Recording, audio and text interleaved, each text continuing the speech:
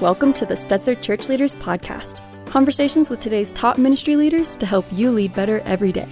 And now, podcasting from the Wheaton College Billy Graham Center in Chicagoland, here are your hosts, Ed Stetzer and Daniel Yang. Hey, welcome to the Stetzer ChurchLeaders Podcast, where we're helping Christian leaders navigate and lead through the cultural issues of our day. Showing and sharing the love of Jesus is going to be a key part of our theme today. Normally, Daniel Yang is right like next to me, but he's not right now. So I'm filling in. I'm the host and the co-host. I'm not the guest, though. Wouldn't that be ironic if I was the co-host and the guest? But I'm Ed Stetzer. I'm the editor-in-chief of Outreach Magazine, the executive director of the Wheaton College Billy Graham Center. We're excited to have today Kyle Idleman. Kyle is a best-selling author, the teaching pastor at Southeast Christian Church in Louisville, Kentucky, one of the largest churches in America. Is widely known for his book, which everyone probably makes the joke. It's called Not a Fan, but everyone was a fan. It actually sold 1.3 million copies. His new book is One at a Time, just out, one at a time. And I really like it because you're going to hear us talk a lot about his passion for reaching people and more. Basically, one at a time, making a difference in the world the way Jesus did in ways that are often overlooked. So we're friends. We have funny stories that we can't tell you on the podcast together, but now I'm not going to give you a hint, but it is fascinating. So Kyle, thank you. And in your book, you write, sometimes we say there's nothing I can do. What we're really saying is I don't know what to do. Whatever I might do won't have much impact. So let's talk a little bit about that, because it seems we're making some mistakes when we don't focus on that one at a time. Talk to us about that. Yeah, I know that there is within almost all of us a desire to make a difference, have an impact. As we get older, we might lose a little bit of that dream, but it's still always there. We want to influence people. In fact, these days on social media, you hear plenty of language around that of influencers, and that typically is measured in how many and how much. And certainly as a pastor, it's easy to gauge my effectiveness or my success on those same metrics, right? Like how many people are coming and how many decisions and baptisms. And interestingly, in the past couple of years, a lot of the metrics that we've used to find success and find identity, engage influence and impact have largely been, skewed at best by the pandemic. And so what we find in the Gospels, of course, is that Jesus again and again impacted the world through one-on-one encounters.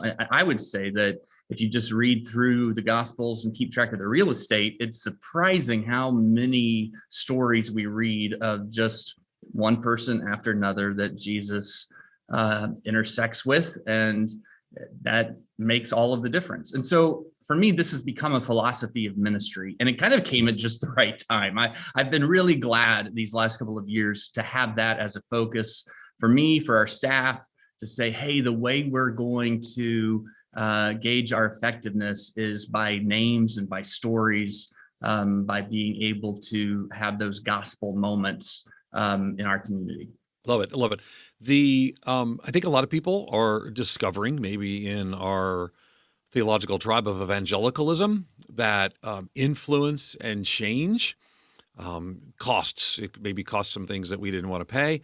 And I love the refreshing theme. I just had mentioned to people that the book is actually called One at a Time, The Unexpected Way God Wants to Use You to Change the World. And I love the theme. After maybe the exhaustion of grasping for the brass ring, grasping for power and more has maybe left many evangelicals disappointed, you seem to be pointing a different way. So I just wonder, what made you want to write this book at this time? What was the theme and the value that kind of undergirded this? Well, around 3 years ago, I started to more aggressively move into the transition into senior pastor role. So I've been a senior pastor here for a couple of years, and I knew from being on staff at this church, large church, for 15, 16 years at the time, that I would need to work really hard at keeping my focus on people one at a time. In other words, I recognized that a danger for me in this role was going to be staying in my office, sitting at home. It was going to be focusing on crowds and not necessarily continuing to have that one at a time emphasis in my life. And I knew I would have to fight for it in a different way. And I wanted to, because that's really what motivates me. I was a church planter before coming here, and that one at a time emphasis in church planting, as you know, is pretty easy. Like you have it whether you want to or not, because you're surrounded by one at a time people, and you're very accessible by nature in the church plant. And so coming into a church with, a lot of people and big crowds, it wasn't nearly as natural. I found that it was something I had to work at. And when I start to lose that, I don't feel like I'm very effective as a preacher or as a writer. I don't feel like I'm very emotionally connected. I get more discouraged easily. Like I have to keep my focus on the one at a time transformation. And that's, to me, very consistent with the Gospels and the Jesus way. So I just recognized that about 3 years ago. I know that you have worked hard, at least I guess you have. I don't know that we've ever talked about this, but you've worked hard to stay connected to the local church at times when it would have been easy to justify time spent, in writing or in teaching. What was your reason for keeping that kind of connection to the local church? Has that helped? I'm sure it has, but that's helped. Those people, those stories help inform your ministry? Yeah, I love how you've now started interviewing me. That's what I like about you, Kyle. You're not a subtle man. You just turn it around. Yeah, I think it's interesting, the deep level hypocrisy that you're bringing forth in this conversation, because I've been in your church, and it's not one at a time. It's thousands at a time. But I want to talk about that. Yeah. But yeah, so for me, it's that, small one-on-one relationships. We actually mapped out our neighborhood to engage our neighbors. We're going to talk about one of the things you're doing there at the church is you're trying to each one to engage one and more. But it is, for me, I'm not ministering the same congregation generally. I'm just finishing up an interim pastorate in New York City that I've been at for, January was 18 months. And, I was at Moody Church before that. But in all those cases, you're the interim, you're not supposed to be up in people's lives in the same way. You're preparing the way for the next person. Whereas, you're ministering same congregation. But so here's the thing, right? I'm both teasing, and yet I want to tease out this idea. The irony of you, the pastor of one of the top largest churches in the United States, writing a book on one-on-one, when literally your ministry is, I remember there like 3 tiers in that building. But I think that's why I liked it. So how is it? Like I could read your book and I could end up thinking like Neil Cole and organic church. I want to start house churches, one-on-one disciple making. But you're writing this as a pastor of a church, one of the largest churches in the whole country. What's the disconnect? Is there a disconnect? Is there a commonality? Help me to think it through. Yeah, I would say, that, crowds of thousands and one at a time don't need to contradict one another. In fact, if you look through the different stories of Jesus, you oftentimes find that the one at a time moments happen within the context of a crowd, where Jesus is surrounded by a crowd of this large group of unidentified people. And it's within the crowd that he sees the one who has a question, a concern, or a need, or a hurt, and he gives attention to that one. For me, this was a really pivotal philosophy of ministry moment when I was new to kind of this big mega church, and I was feeling a little bit discouraged, really missing church planting culture. And I started reading Luke chapter 8, and I was reading the story, preparing a message for the story on the woman with the issue of blood. And when she reaches out, she touches the cloak of Jesus. She tries to kind of disappear into the crowd. And then, there's this really beautiful verse where it says, seeing that she could not go unnoticed. And that verse for me became the way I wanted to gauge my ministry effectiveness of, who needs to not go unnoticed. So even though there might be crowds of people, being able to prayerfully discern, who's the one that shouldn't go unnoticed. To me, that I love the challenge of that. I love the beauty that comes out of that, the stories. I don't really enjoy, to be honest, I don't really enjoy like large crowds of people very, very much. You know, I just want to point out again the irony. I don't really enjoy large crowds of people when you have a three-tiered. How many seats in that room? How many seats in there? you know, Not that you know the exact number. How many? like 9,000. There's around Just a 9,000. small struggling church in Louisville, Kentucky, or now Louisville, Kentucky, and all over. But I do think what I loved, I could feel, and maybe because I know you, I could feel the tension of that. I mean, at times you articulate it, but I could feel it even when you're not articulating it. And what I wanted to say too is that, hey, just so you know, if you're pastoring a church of 200, our podcast geared towards pastors and church leaders. If you're pastoring a church of 200, you don't have that one-on-one relationship with people anymore, and yet you're pointing away to, again, the book is one at a time, the unexpected way God wants to use you to change the world. So you're pointing to, and I love the examples. I mean, this is why you're such a gifted writer. The examples you give. Well, look what Jesus does. Let's be like Jesus. And, the Sermon on the Mount's to a crowd. Some of these sermons, he's in crowds, and yet he notices and engages the one. So, not everyone's pastoring a church. Not everyone, like 10 people in the country are pastoring a church the size you're pastoring. But everyone is pastoring a church. Everyone who's pastoring a church that passes 100 or 200 people still has to look for that. So what does that look for? Like, what is your spiritual discipline or practice to say, I'm constantly looking for that one to engage one at a time? Well, for me, a big part of this is proximity. Like, Okay. I just know how easy it is to lose accessibility and to not be around, and then to justify that. And I just have found that does pretty dangerous things to my heart as a pastor. And so I feel like that has to be fought for. In other words, I'd have to be intentional with it. And so a few things that I do is I'll meet with anybody in the church. Sometimes it might take a little while, but I'll sit down, talk to anybody. I sure try hard to pray for specific people, names within the church. I think it's a great gauge for how we're doing as ministry leaders, as pastors. Like, am I praying for people by name in my church community? And, so some things like that help me gauge how I'm doing, making hospital calls, doing some things like that where I don't have to do it. Like, there are other people who are sure willing to do it and do it as well. But I just think that is really important. In fact, I would say, it's maybe more important, or that, I don't know.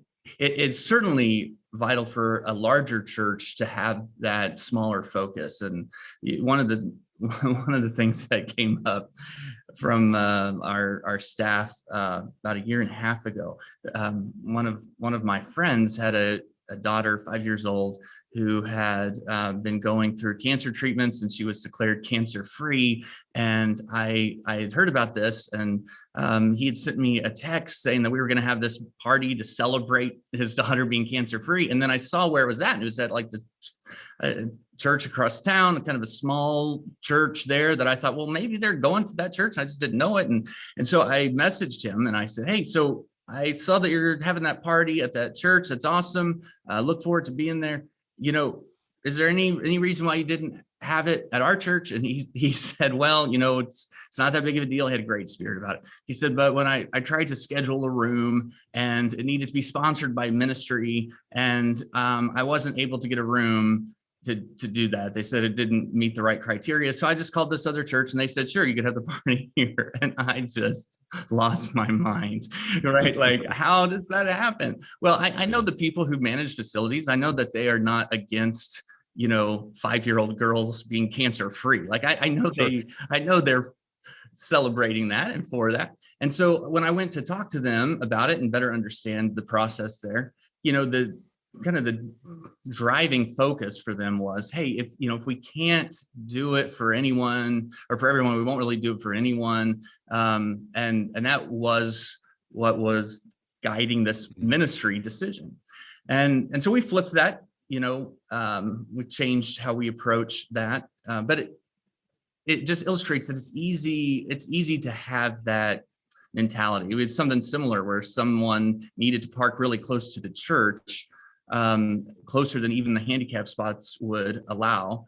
And so we we at first said, no, there's, these are the spots that we have. And then we're like, well, why don't we just,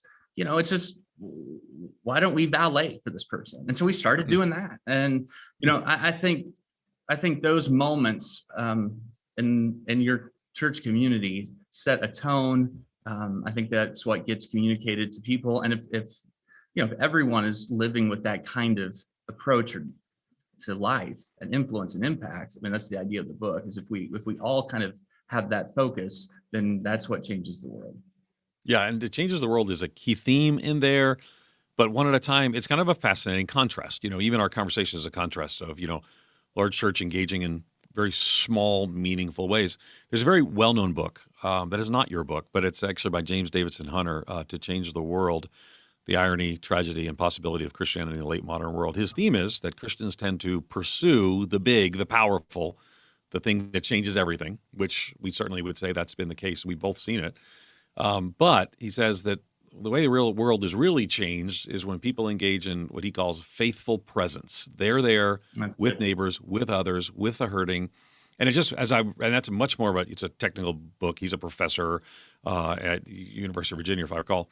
And I loved the pastoral tone, but the application of individual sequential transformation. That's not how you put it, but I like it. Individual sequential transformation, one at a time, seeing lives change.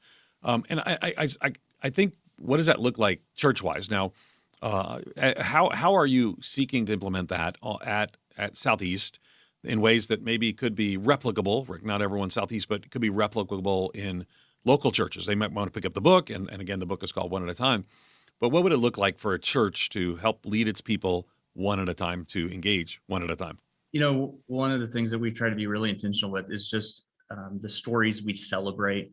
For example, on an Easter weekend, it would be easy to kind of put the celebration and the emphasis on, how many people came, or maybe as a record attendance, and how many services you had, and how many decisions were made. But I would much rather celebrate Easter by telling, one story, a person, that we get to know, and we learn their name, a little more like a testimony that speaks to, the transforming power of Jesus. And so the stories we tell, I think, can go a long way to setting this kind of tone. One of the things I've really missed in the season of COVID was that when we had baptisms at our church, we typically would have the person who's baptizing them introduce themselves and introduce the person and kind of make the connection and tell just 30 seconds of a story.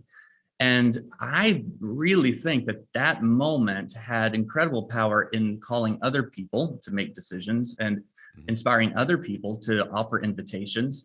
We didn't have to push people to make an invitation or to make a decision, because those stories were effectively accomplishing that. So I think the stories we tell, and no matter what size church you're in, there's different ways to share those stories. And I think the one at a time celebrations are significant. If you walk into my office, there's a wall that just says one at a time stories, and that wall is covered in, pictures of people and just 3 or 4 sentences about their life transformation. And I think keeping the focus on that, on those types of stories can really set the culture.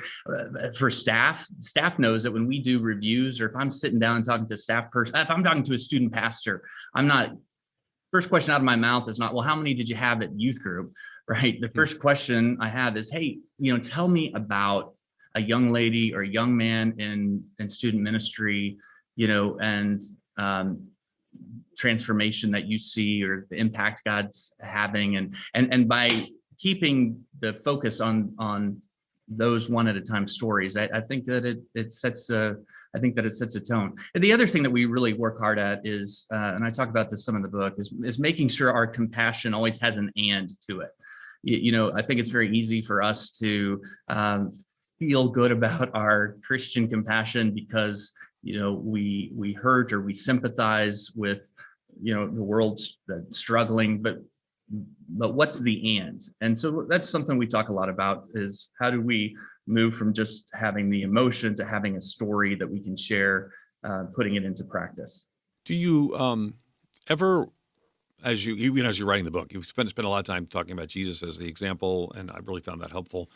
When I sometimes see the simple way of Jesus and the simple way of the New Testament church, I'm recording this at a very complicated academic institution at the Wheaton College Billy Graham Center, very complicated institution within an institution. And sometimes I just want to take my guitar and a stool and go start a church with 10 people in my living room and not participate in the whatever it is that you and I participate in. And I just wonder how that in your soul, there are people listening right now who are saying, well, Kyle, just go and start a house church and keep it simple and disciple people one at a time. I feel that sometimes. When I looked through the book, I felt your yearning and longing at times too. So why not do that? If simple one at a time is better, why are we doing it in batches of dozens and hundreds and thousands? Well, I would love to believe that what we're doing is unleashing other people to do it as well. And so certainly I want to do that in my own circles. I want to make sure I have my own one at a time, but I also want to inspire others to live that way and to be able to share those same types of stories and to learn, the one at a time names. And look, you do that. I was talking to you before we came on about an article that you had written and how I had shared that with our leadership and how helpful that was. And so, the impact that you can have on others to live out that same philosophy, I think is really worthwhile. I think that's the power of the church. I think that's the power of community, that if we understand, the Jesus way in the Gospels, that it gives us, it's in the subtitle, the Jesus way to change the world. That doesn't happen by one person loving and caring for people one at a time. It happens when the church as a community decides that that's what we're going to be about, that's how we're going to measure our mission. Yeah, no, and I felt that. We wouldn't have this conversation if I didn't believe you. And it's sometimes I have this internal angst, and maybe I'm just, sharing my angst with you. But I do think that a church engaging people who are going to engage people one at a time can make a substantive difference. So what would it look like? So I'm, pastor, associate pastor, youth pastor of some church in Texas or some church in Michigan. I want, as a pastor and leader, I'm going to get one at a time. Again, the full title of the book is One at a Time, The Unexpected Way God Wants to Use You to Change Your World. So what would it look like what would I be teaching and preaching? What would I be calling people to so they would live lives like that? Yeah. So I would say, especially to, the younger generation of leaders, I love our residents, a lot of our young staff that just have a, deep desire to live high impact lives. It's very refreshing for me to be around them. One of the things I would regularly, though, say to them is, hey, I love that you are praying, God, do something great through me, but remember, first, it's God, what do you want to do in me? And so I think this one at a time approach really begins with the, in then through understanding that God, before he accomplishes something through us in the life of someone else, more often than not, there's some things he wants to do in us first. And I think as a young pastor, especially, as a 22-year-old church planter, that was very focused on, God, what do you want to do through me?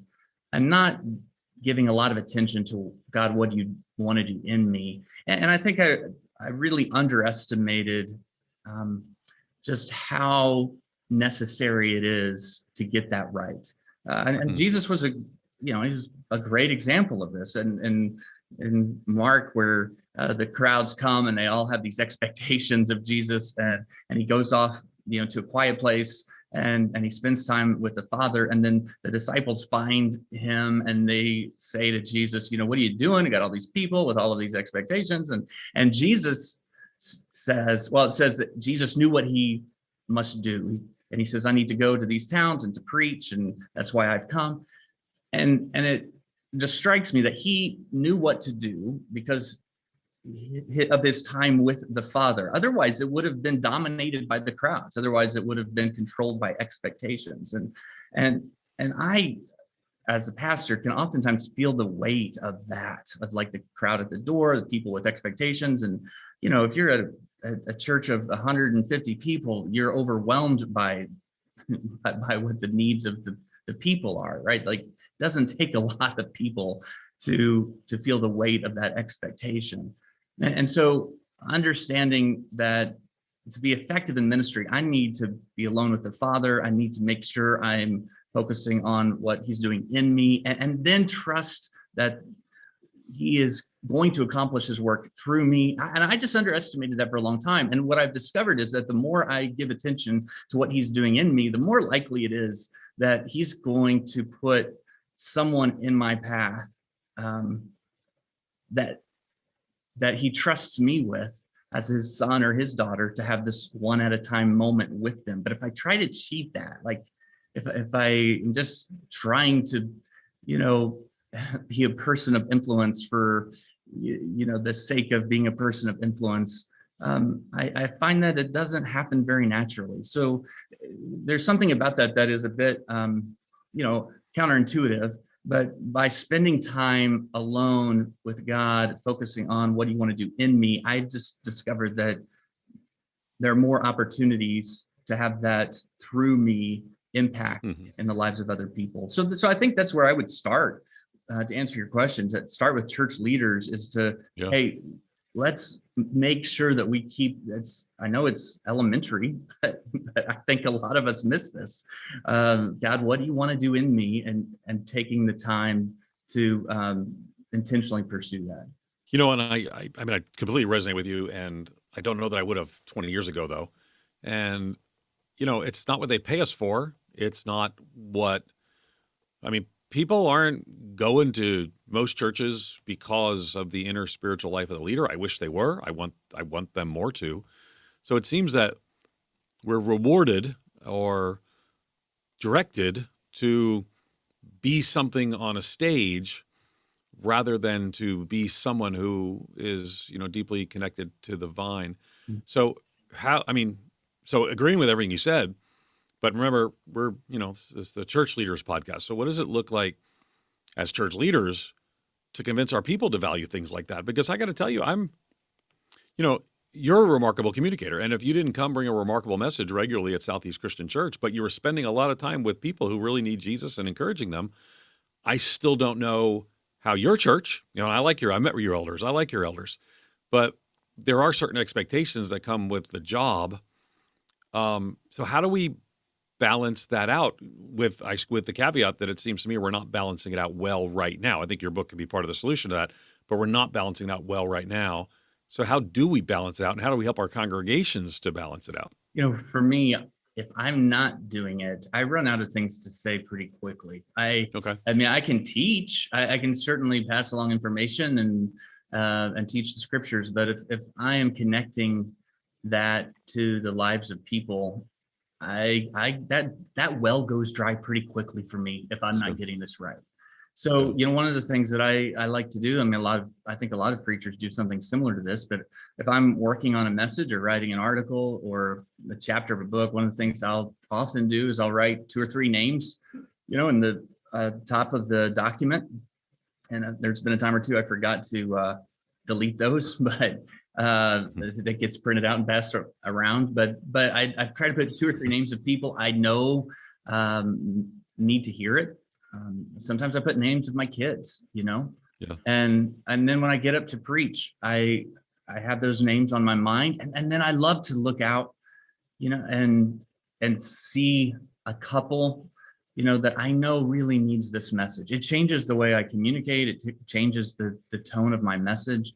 So I try really hard to, even in the preparation part and even in the delivery part, to keep this, as the focus.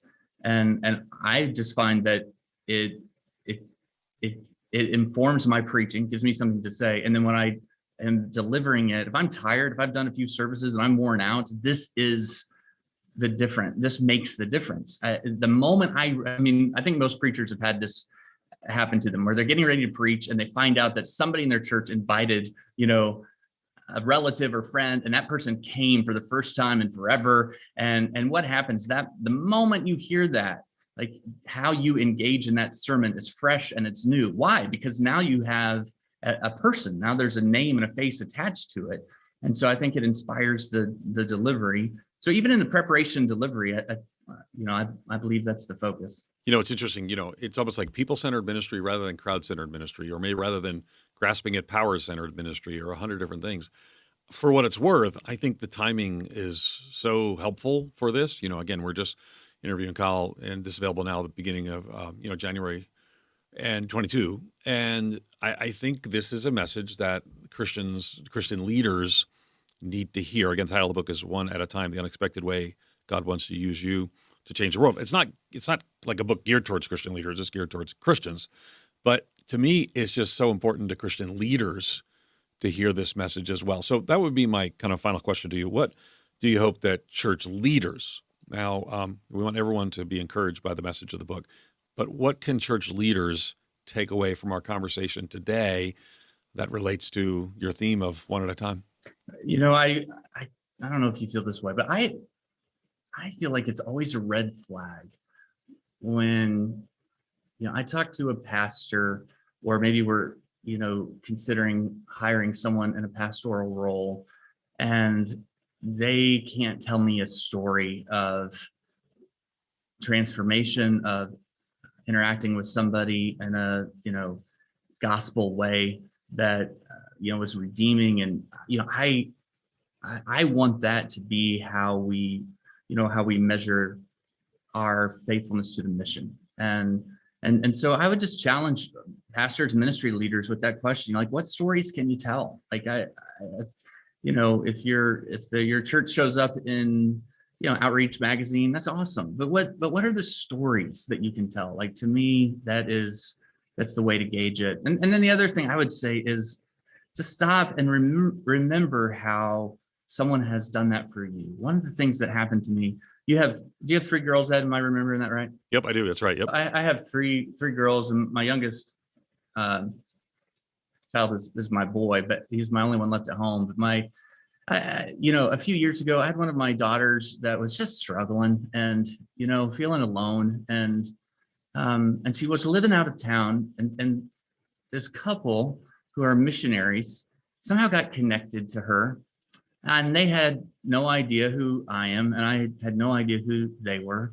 But for whatever reason, God saw fit to put my daughter on their hearts, and they just took care of her, and they loved her, and encouraged her, and counseled her, and they didn't know me. They were just doing what Jesus had called them to do.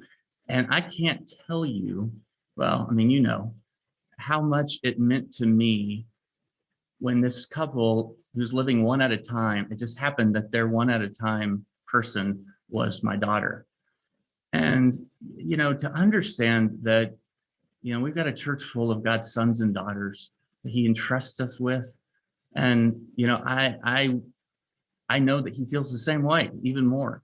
And so, asking God to give me that kind of heart for his children is the prayer. I love it. And I have a similar story with my daughter, so I love that. Mm-hmm. And I so appreciate you. We've known each other for a while, and I was excited when this new book came out as well, for the opportunity to share about it, because it's been fun watching you lead and live, and in tumultuous and difficult times, but I appreciate you. And again, you've been listening to Kyle Idleman. Be sure to check out his new book, One at a Time. You can learn more about Kyle at ChurchLeaders.com. You can also find that at a link in our show notes and all that kind of stuff as well. Thanks again for listening to the Stetzer Church Leaders Podcast. You'll find more interviews as well as lots of other great content at ChurchLeaders.com. If you found today's conversation helpful, I want to encourage you to take a few moments to leave a review on iTunes. That'll help other ministry leaders to find the content. And also, you can find this podcast as well as other great Christian podcasts at the Faith Play app. That's Faith Play app, available both Apple and Android. Thanks for taking the time to listen. You've been listening to the Stetzer Church Leaders Podcast. For more great interviews, as well as articles, videos, and free resources, visit our website at ChurchLeaders.com. Thanks for listening.